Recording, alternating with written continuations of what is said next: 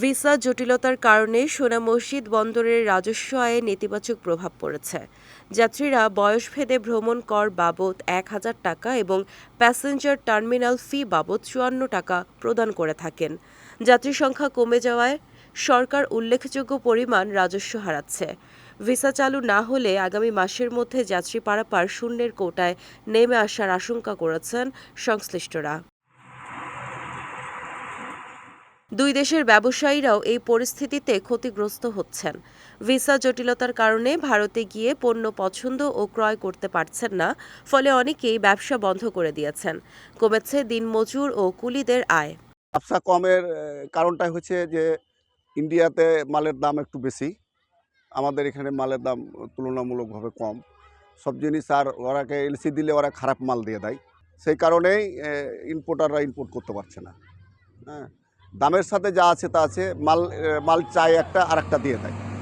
কারণ যদি ভিসা থাকতো, ইমিগ্রেশন যদি চালু থাকতো, যেতে পারতো ইম্পোর্টাররা, তাহলে এই মালটা নির্ধারণ করতে পারতো যে আমি এই মাল নিব না এই মাল নিব।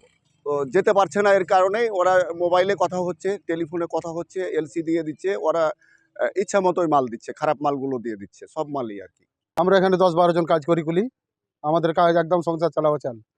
এখন লোকজন যাতায়াত করে না, খুব কম সীমিত। আমরা চাই আমাদের ভিসা যদি ভালো করে বাংলাদেশ সরকার দেয়, বাংলাদেশে দেয় ইন্ডিয়ান সরকার, তাহলে আমাদের যাত্রী বাড়ে, আমাদের আয় রোজগার হবে, আমাদের বউ বাচ্চা খাবে, ভালোভাবে চলতে পারবে। জটিল চিকিৎসা ছাড়া সব ধরনের ভিসা প্রদান বন্ধ থাকায় সমস্যা দুই দেশের ব্যবসা বাণিজ্যেও। হোটেল, মার্কেটিং ও হসপিটালগুলোতে মানুষ শূন্যতার কারণে ভারতের ব্যবসায়ীরা পড়েছেন বেকায়দায়। ব্যবসা প্রায় ৭০% কম হওয়ার কথা জানান ভারতীয় নাগরিকরাও। বাংলাদেশে ঘুরে আমাদের কোনো অসুবিধা হয় না। বাংলাদেশ থেকে যারা যাচ্ছে এই ভারতে, তাদের প্রচণ্ড অসুবিধা, মানে ভিসা দিচ্ছে না।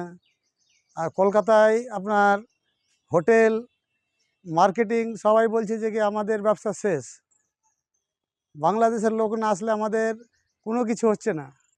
কিছু কিছু হোটেল আছে একদম বন্ধ হয়ে যাওয়ার মতো।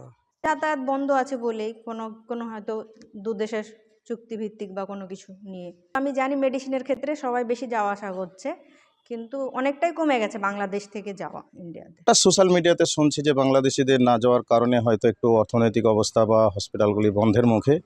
তো এগুলো সোশ্যাল মিডিয়াতে, ফেসবুকে দেখছি এতটুকুই, কিন্তু প্র্যাকটিক্যাল ফিল্ডে যাইও নি আর জানিও না যে আসলে ইন্ডিয়ার সমস্যায় আছে কি না সমস্যায় আছে, এটা সম্পর্কে বলতে পারবো না, যেহেতু ওখানে যাই না। আমার বাসা থেকে কলকাতা যেখানে মেডিকেল আছে বা যেখানে হসপিটাল, যেখানে হোটেল, এগুলো অনেকটাই ডিস্টেন্সে আমাদের বাসা।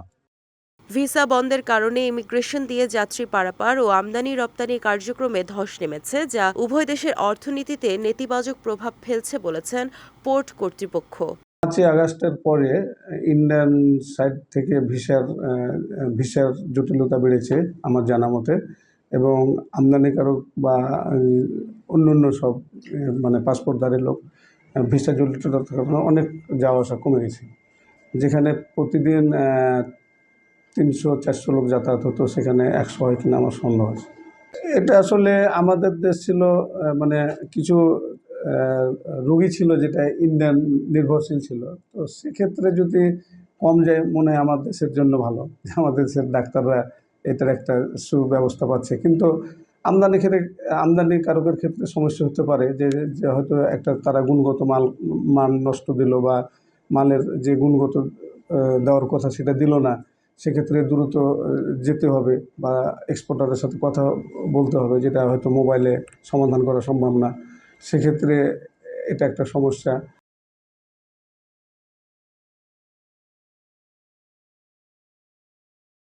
দুই দেশের আমদানি রপ্তানিকারক ব্যবসায়ী ও সাধারণ মানুষ চায় দুই দেশের সরকারের মধ্যে সমঝোতা হোক, অতি দ্রুত ভিসা জটিলতার সমস্যার সমাধান হোক, দুই দেশের আর্থসামাজিক উন্নয়ন সমৃদ্ধ হোক।